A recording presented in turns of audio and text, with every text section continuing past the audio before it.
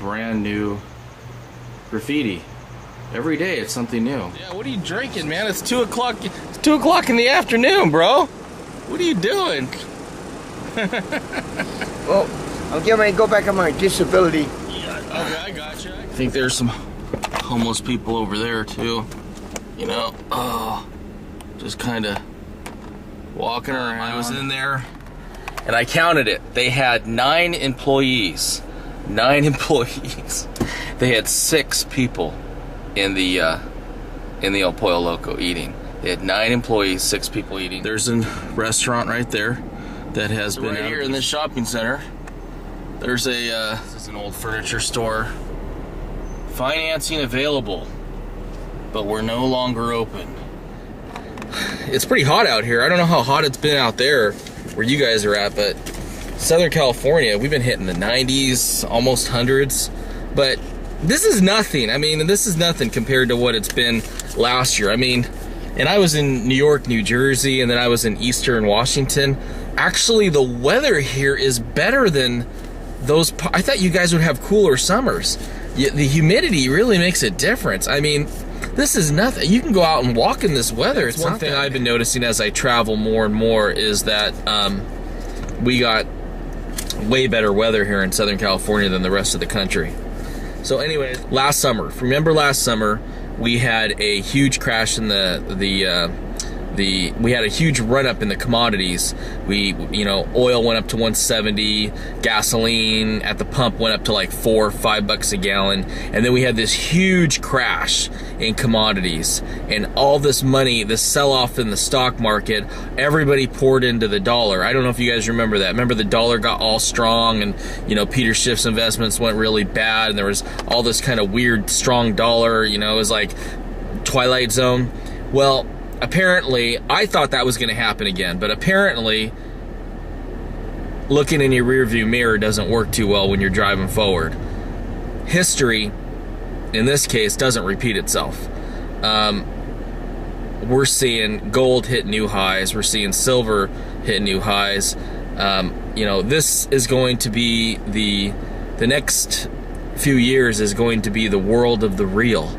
It's going to be gold, silver, copper, precious metals, natural gas, agriculture. I mean, for you guys that are big into the investments, Jim Rogers is right. So anyways, that's what it's going to be about. It's going to be about food. It's going to be about energy. It's going to be about real things. And I know a lot of you guys don't have the money to get involved in the stock market, and that's understandable. I don't really have the money to get involved in the stock market. But if anything, we need to change our way of thinking. The way of thinking is wealth is what's real, what's reality. If you've relied upon a certain job in the service sector based upon consumption, it's not going to be there. You're going to have to make a 180-degree turn in your capacity to make money. What you're going to see is massive devaluation of the currency, but what this means to you and me, normal people, is that we are going to see a destruction of society. When a currency collapses, I don't know who said it, but someone said that when a currency collapses, that's the fastest way to destroy the moral fabric of your country. What you're seeing here at these town hall meetings, I mean, you're seeing me lose it. I lose it at these town hall meetings. You know, people are losing it, and you know, people are biting off fingers. This is just the beginning. This is the beginning. The moral fabric of a society breaks down when you break down its currency. It's one of the most terrible things you can do. What do you think led to Hitler and the Holocaust? A large part of it was the inflation, that the hyperinflation that hit Germany. I mean, there was a theory. After a woman saw an egg for 1,000,000 Deutschmarks, she's not going to blink an eye at you know, Jews being killed.